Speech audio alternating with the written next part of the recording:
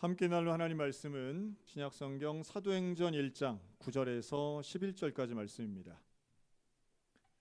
이 말씀을 마치시고 그들이 보는데 올려져 가시니 구름이 그를 가리어 보이지 않게 하더라. 올라가실 때에 제자들이 자세히 하늘을 쳐다보고 있는데 흰옷 입은 두 사람이 그들 곁에 서서 이르되 갈릴리 사람들아 어찌하여 서서 하늘을 쳐다보느냐. 너희 가운데서 하늘로 올라가신 이 예수는 하늘로 가심을 본 그대로 오시리라 하였느니라. 아멘. 오늘은 하늘로 가심 그대로 오시리라 라는 제목으로 함께 말씀을 나누겠습니다. 지난주는 부활절로 우리 한국교회가 모두 감사와 또 축제의 한 주일을 지냈죠. 그런데 그 전날 4월 4일이었습니다. 토요일 날 서울에 있는 광화문 한복판 거리에서는 한국 기독교 총연합회, 옛날에는 한기총이라고 했지만 지금은 한국교회총연합회라고 해서 한교총이 주관한 기독교 부활절 퍼레이드 행사가 있었습니다. 토요일이고 또 서울에서 한 거니까 우리하고는 조금 거리감이 있는데요. 사실 이 행사는 올해만 한 게 아니라 작년에도 또 2년 전에도 했었습니다. 올해는 규모가 조금 더 커져서 약 8,000명 정도가 참여했고요. 그 퍼레이드에는 예수님의 고난과 순환, 또 십자가 이걸 드라마하고 또 보여지는 다양한 분장과 배우들이 출연을 해서 로마 군민도 나오고요. 아주 화려하게 많이 잘 만드셨더라고요. 하지만 올해 부활절 퍼레이드에서 단연 주목을 받았던 장면이 하나 있었습니다. 그래서 그것이 그 당일날 9시 뉴스는 물론이고 그 다음 전 세계 틱톡을 포함한 SNS 쇼폼 영상에 엄청난 주목을 받았는데요. 글쎄요, 우리 한국 개신교회에서 부활절 행사 중에 이렇게 관심을 받았나 할 정도가 없었는데 여러분들의 얼굴을 보니까 아마 보신 분 없을 것 같아요. 없는 것 같아요. 그런 게 있나? 그 장면은 바로 당일날 거의 마지막 순서에 들어갔었던 장면인데요. 예수님을 연기했던 배우가 몸에 와이어를, 그 철끈이라고 하죠. 철끈을 달고 초대형 크레인에 매달려서 공중으로 올라갔던 장면입니다. 광화문에는 아주 수십 층짜리 높은 빌딩이 있는데요. 그 건물들보다도 훨씬 높이, 우리가 예상하고 생각하는 높이보다도 훨씬 높이 올라가서 정말 사람이 까마득한 점이 될 때까지 그렇게 보이더라고요. 그래서 많은 사람들이 깜짝 놀란 장면이 있었는데요. 안 보면 상관없고 그렇다더라 하는 거죠. 다만 여기에 대해 많은 사람들이 관심을 갖고 화제가 되었더니 사람들의 다양한 평가들도 이어졌습니다. 많은 개신교에 있는 목사님들의 평가는 좀 부정적이게 조금 더 많았던 것 같은데요. 이러한 귀한 승천과 부활의 영광이 한낱 볼거리로, 그것도 저런 유치한 방식으로 만들어진 것을 불편하게 생각하시는 분들 제법 많았고요. 하지만 또 반대 의견들도 있었습니다. 퍼레이드는 원래 그런 것이다. 우리가 언제 주목받아 본 적이 별로 없는데 불교에는 유진 스님이라도 있어서 힙하다는 이야기 듣는데 우리 부활절 퍼레이드나 행사가 그래도 요렇게라도 관심 갖게 한 건 저런 이례적이고 좀 충격적이긴 하지만 저런 것도 괜찮은 거 아니냐라고 하는 반론도 있습니다. 생각은 다양한데요. 저는 오히려 이 기사를 보면서 제가 든 생각은 우리 기독교인들에게 있어서의 승천에 대한 개념과 이해가 조금은 평상시에 좀 부족했던 것 아니겠는가. 우리가 좀 생각하거나 또는 부활에 대해서는 많이 은혜를 나누는데 승천에 대해서는 잘 말을 하지 않았던 것 아닌가 하는 제 반성이 좀 들었습니다. 그러니까 예수님의 승천, 명백한 역사적 사실이고요. 또 성경에는 많은 증인들이 있었던 놀라운 일인데 이 승천이 오늘 우리들과는 어떤 의미가 있을까라고 하는 이야기예요. 부활은 죽었다가 다시 살아나는 거니까 우리의 구원을 위해서 예수님이 십자가에 달려 돌아가시고 3일 만에 부활하셨으니 예수 부활, 나의 부활. 할렐루야. 자, 그런데 예수 승천, 나의 승천일까? 그건 조금 다르지 않을까 하는 생각을 해봐요. 먼저 예수님이 하늘로 올라가신 건 너무도 명백합니다. 그런데 우리가 생각하는 이런 물리적 하늘, 이게 1961년이니까 옛날이긴 한데 사실은 좀 다르다고 하더라고요. 우리 인류가 우주선을 만들어서 처음으로 이 대기권 밖으로 나갔던 것이 이 러시아에서 소비에트 연방이 쏘았던 우주선이고요. 그 안에 인류 최초의 우주인 유리 가가린이라고 하는 우주인이 있었습니다. 27살에 그 우주인이 우주에 가가지고 했다는 이야기, 그랬다잖아요. 우주에 가니 천국은 없다. 하늘로 아무리 올라가도 하나님은 없더라. 이런 얘기를 했다고 하잖아요. 지금 와서는 그 사람이 그런 얘기 안 했다. 이러기도 하는데, 어쨌든 유물론을 숭상하던 당시의 공산주의 세계에서는 그것을 가지고 종교나 영적인 세계를 부정하는데 썼던 것도 사실입니다. 프로파간다라고 하죠. 반면 이번에 또 아르테미스 2호인가요? 네, 그래서 달 뒤에도 가서 보고 왔다는데, 또 미국의 우주인들은 가가지고 그러죠. 하나님 만드신 광대한 우주를 봤다. 역시 아름답다. 이랬다는데, 근데 우리가 명백히 아는 것은 하늘로 올라간다고 해서 천국이 있냐는 거예요.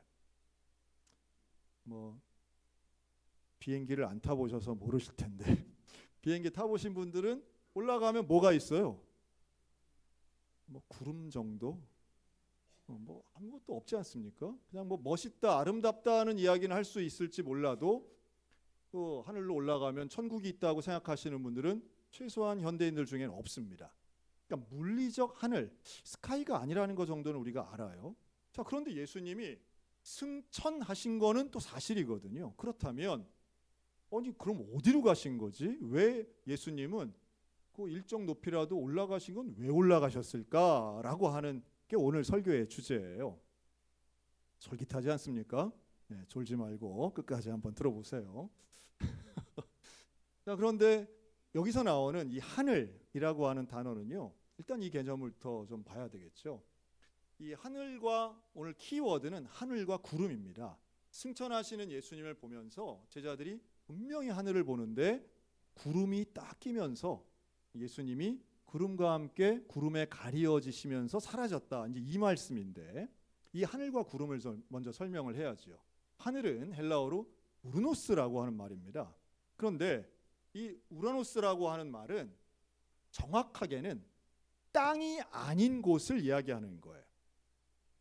그러니까 우리가 살고 있는, 딛고 사는 이 세속의 세계와 반대되는 개념이 바로 이 우라노스입니다. 그러니 땅이 아니면 하늘, 이렇게 이제 우리가 생각할 수 있지만 물리적 하늘을 포함한 영적 하늘을 다 포괄하는 단어다, 이렇게 볼 수 있어요. 그래서 우리가 헬라어로 천국을 이 우라노스 바실리아라고 하는데요, 이게 땅이 아닌 곳에 있는 왕국, 이런 뜻이에요. 그러니까 우리는 이걸 그냥 천국이라는 단어로 쓰잖아요. 그러면 하나님 나라는 결국은 이 땅과는 다른 나라, 이 땅에 속해 있지 않은 다른 공간, 이걸 말씀하는 겁니다. 그리고 이것을 사람들에게 상징화하고 예수님이 실제로 눈으로 볼 수 있도록 공중에 있는 하늘을 하나의 비유적 언어로 사용하시는 거예요. 자, 그런데 또 올라가시는, 그러니 올라가면서 하늘, 이 땅과는 완전히 분리되어 있는 공간으로 예수님이 가시기 시작하네. 그런데 그때에 구름이 이렇게 끼죠. 구름은요, 구약 성경에 나오는 하나님의 현현의 증거입니다. 즉 시내산 꼭대기에서 모세가 하나님을 만났을 때, 또 때로는 모세가 하나님 앞에 제사를 드릴 때에 이 제사를 받으시는 하나님을 상징하는 게 바로 구름이었어요. 구름 기둥, 불 기둥도 있지만 그 제단에서 피어오르는 연기가 구름처럼 보이는데 그게 하늘에 있는 하나님의 영광과 이렇게 결합된다고 믿었던 거죠. 이 구름이 얼마나 신비로운가 하면 이걸 쉐키나라고 하는데요, 하나님의 영광, 하나님의 현현을 의미합니다.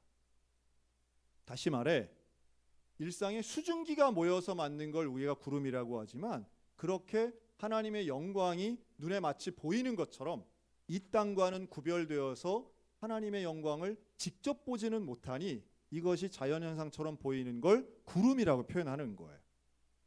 그러니 이 승천하시는 예수님의 모습을 구름이 가리워지고 하늘로 끌어올리셨다라고 하는 모든 표현들은 결국 물리적 하늘인 이 공간 위로 예수님이 오르기는 하셨지만 이건 시작일 뿐이고요. 예수님이 실제로 가시는 공간은 하나님의 나라, 영적 나라, 참된 천국이라고 하는 사실입니다. 이 구약에 보면 승천한 사람들이 몇 명 나와요? 에녹 혹은 엘리야 같은 사람들입니다. 이 에녹과 엘리야는 이 죽지 않고 하늘로 올려지는 승천의 경험을 합니다. 성경에 그 이후에 나오지 않기 때문에 에녹과 엘리야가 어떻게 됐는지는 정확히 알 수 없지만 예수님의 승천과는 다른 거예요. 어떻게 다르냐? 예수님은 부활하셔서 승천하신 겁니다.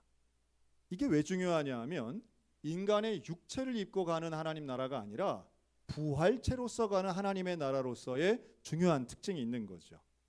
그래서 예수님은 부활하신 신비로운 상태를 가지고 부활하신 신비로운 상태는 시공간의 제약을 안 받으시죠. 그 제자들 앞에 나타나실 때도 갑자기 문 안 열고 막 나타나시고 그러다 막 사라지시고 이러거든요.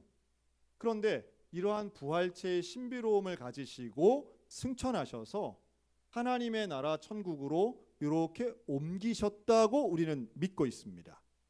자, 그러면 그럼에도 불구하고 왜 예수님은 그냥 사라지실 수도 있는데 공중으로 올라가셨을까? 자, 여기에 두 명의 존재가 나옵니다. 흰옷 입은 두 사람이 나와요. 흰옷 입은 두 사람.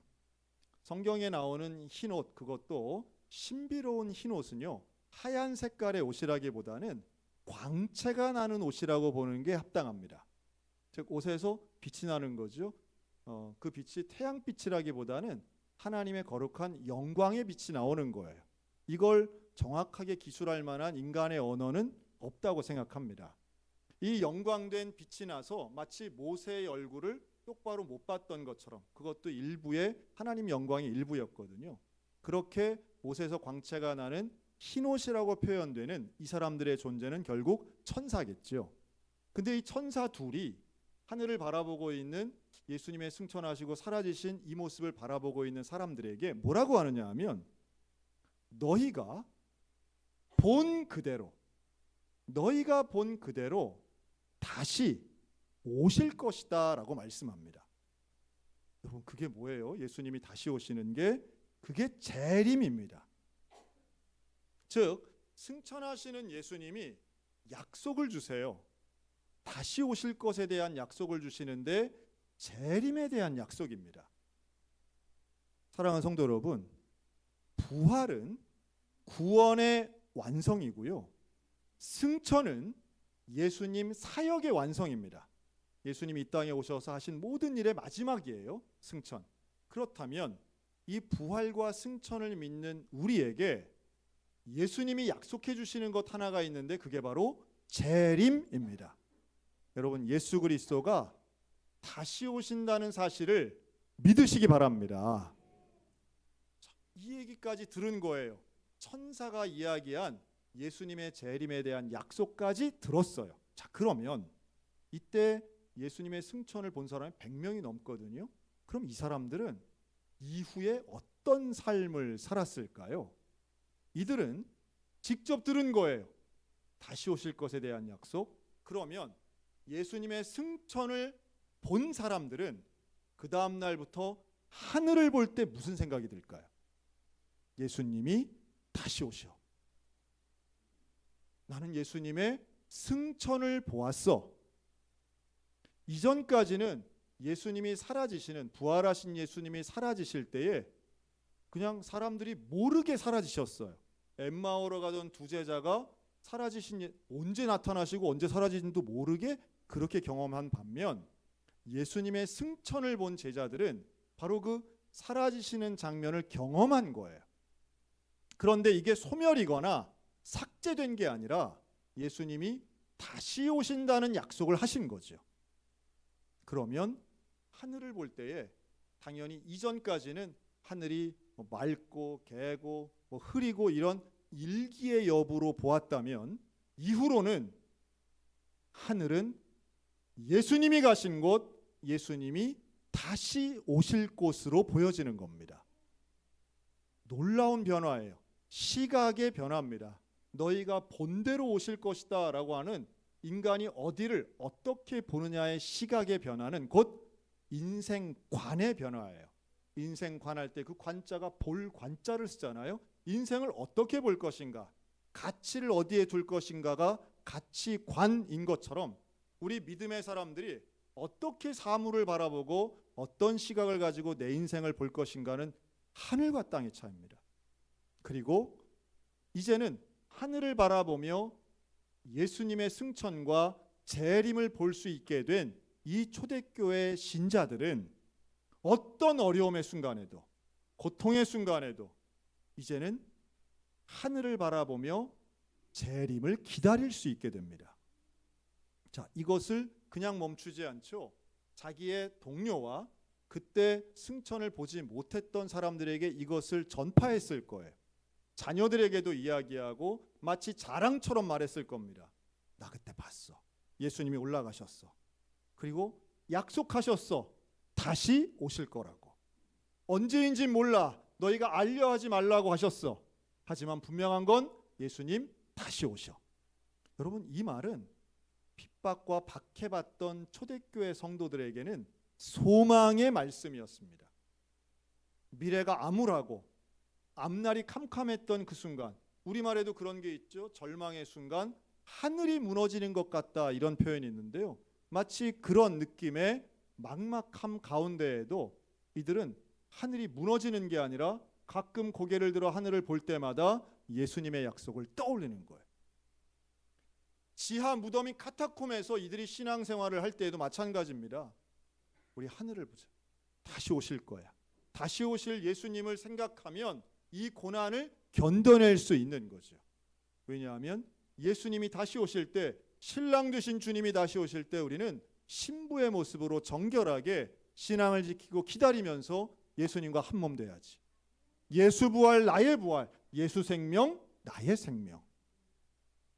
저는 오늘날 우리들에게도 똑같이 적용할 수 있다고 믿습니다. 아마도 지금 이 시간에도 휴전이 협상이 결렬됐다고 그러죠. 그래서 미국과 이란의 휴전 협상 결렬되면 또 이제 미사일 쏘고 대포 쏠 가능성이 상당히 높아요. 설마 뭐 백악관 전화는 아니겠죠. 네. 자, 그런데 이렇게 전쟁터에 살고 계시는 분들이 지금 얼마나 불안하시겠어요. 하늘을 보기가 두렵죠. 지금 지상전이 단 한 번도 실제로 미국과 이란군이 싸우진 않았어요. 그냥 오로지 미사일 쏘고요, 드론이 날아다니고요, 대포가 날아다니는 뿐이에요. 그런데도 지금 수천 명이 죽었습니다. 저는 기도하면서도 도대체 이 전쟁을 왜 하고 있나 하는 안타까움과 참 속상함이 있어요. 너무도 쉽게 전쟁이 시작됐다. 그리고 너무도 비참하게 진행되고 있다. 퇴로를 알 수 없는 이 전쟁의 끝에 정말 많은 분들이 불안해하면서 살고 있습니다. 오늘날 우리들도 뭐 전쟁터는 아니지만 전쟁을 겪고 있는 분들만큼은 아닐지 몰라도 우리의 인생도 얼마나 두렵고 불안한지 몰라요. 내일을 모르지 않습니까? 그리고 대부분의 분들이 10년 후를 지금보다 더 어떤 잘 살 것 같은 긍정적으로 희망적으로 보는 분들은 좀 줄어드는 것 같아요. 미래에 대해서 낙관적으로 보기보다는 더 부정적으로 불안하게 보시는 분들이 훨씬 많은 것 같아요. 참 이것은 불행한 일이다 하는 생각이 드는데요. 최소한 재림을 믿는 우리의 시각은 인류는 죄를 지을지 몰라도 결국엔 예수 그리스도가 이 땅에 오실 것이라고 하는 이 예수님의 약속은 저와 여러분들에게 소망이 되는 줄로 믿습니다. 참 중요한 부분이에요. 그런데 자, 그럼 우리 어떻게 살아가야 될까요? 예수님 오실 때까지 우리는 매일 나가가지고 하늘만 보고 있어야 되나요? 그렇진 않죠. 이 두 명의 천사가 하늘 보고 있는 백성들에게, 이 사도들에게 뭐라고 말하냐면, 갈릴리 사람들아 왜 하늘을 바라보느냐 라고 말하죠. 이미 예수님 떠나신 거예요. 예수님이 없어요. 예수님이 안 계신 그 하늘만 바라보는 것은 어리석은 일이라는 거예요. 우리가 재림을 믿는다고 해서 매일마다 하늘만 쳐다본다라고 하면 그것은 마치 시한부 종말론자 같은 극단주의자의 삶을 사는 겁니다. 우리는 재림을 믿지만 다시 오실 예수님을 기다리긴 하지만 그 기다리는 재림하실 때까지 우리가 해야 될 일들이 있는 거죠. 일상을 살고 거룩한 삶을 살고 증인된 삶을 사는 것입니다. 그런 가운데 두려움의 순간이 오고 어려움의 순간이 올 때 그때 가끔 하늘을 보는 거예요. 그리고 예수님의 그 약속을 떠올리는 겁니다. 여러분, 그럴 때에 우리가 인생을 향해서 불확실해 보이는 시대 가운데 한 발짝 한 발짝 디디고 걸어갈 수 있다고 확신합니다. 예수님이 약속하시죠. 나는 지금 떠나지만 너희에게 성령을 보낼 것이다. 여러분, 성령이 우리와 함께 하시는 것 예수님의 은혜인 줄로 믿습니다. 성령이 나와 함께 하신다는 것은 내주하시는 성령이 함께 하심으로 예수님의 약속을 생각나게 하고요. 또 예수님의 증인답게 살 수 있도록 우리에게 능력을 주신다는 말씀이에요. 땅 끝까지 이르러 복음을 증거하는 증인된 삶의 능력은 성령께서 주시는 것입니다. 그 성령이 우리의 질병도 치료해 주실 줄로 믿습니다. 그 성령이 우리의 나아갈 바를 밝히 보여주실 줄로 믿습니다. 그 성령이 우리에게 용기와 결단도 주실 줄로 믿습니다. 자, 그러면 그 성령이 내주하시고 그 성령이 역사하시는 그 순간 저는 개인적으로 이렇게 믿습니다. 그때 내 안에 하나님의 왕국 우라노스, 예수께서 올라가신 그 하늘이 잠깐이지만 내 심령 가운데 임한다라고 하는 사실을 저는 믿습니다. 보이는 것은 하늘일지 몰라도 임하는 것은 하나님의 나라입니다. 그리고 그 하나님의 나라가 임하는 우리의 마음 가운데, 심령 가운데 놀랍게도 재림의 소망은 또 다른 하나님의 왕국을 우리 가운데 만들어 주시는 거예요. 그러면 우리는 소망의 미래를 향하여 걸어갈 수 있을 줄로 믿습니다. 두려움과 걱정, 염려가 아니라 담대하게 재림의 신앙을 가지고 걸어갈 수 있는 거죠. 초대교회 카타콤의 신앙이 그랬고 콜로세움에서 사자들에게 물어뜯겼던 우리의 순교의 선배들이 그랬으며 일제강점기 미래가 보이지 않았던 그 1930, 40년대에 우리 한국교회가 그랬습니다. 어떻게 순교할 수 있었을까요? 다름 아닌 재림의 신앙이 있었기 때문에 견딜 수 있었던 겁니다. 사람이 희망이 없으면 살 수 없어요. 희망이 없으면 아무리 많은 것을 소유해도 죽고 싶은 생각이 드는 게 인간입니다. 하지만 희망이 있으면 환경이 어렵고 아무리 아파도 아무리 불안한 상황들이 많다 할지라도 살아갈 수 있는 것, 이게 바로 재림신앙의 능력입니다. 오늘도 우리에게 분명히 말씀해요. 하늘로 가심 그대로 오실 것이다. 여러분, 이 약속을 마음에 품고 하늘을 바라볼 때는 주의 약속을 떠올리는 은혜가 있으시기를 축복합니다. 그리고 주님과 함께 내게 주어진 인생의 남은 날은 하나님의 증인으로서의 삶, 예수 부활 나의 부활, 예수 승천 주의 약속, 예수 재림 내 인생의 소망이라고 하는 이 위대한 믿음을 가지고 오늘도 능력 있게 살아가는 우리 모두가 다 되시기를 우리 주님의 이름으로 축원합니다. 아멘. 기도하겠습니다.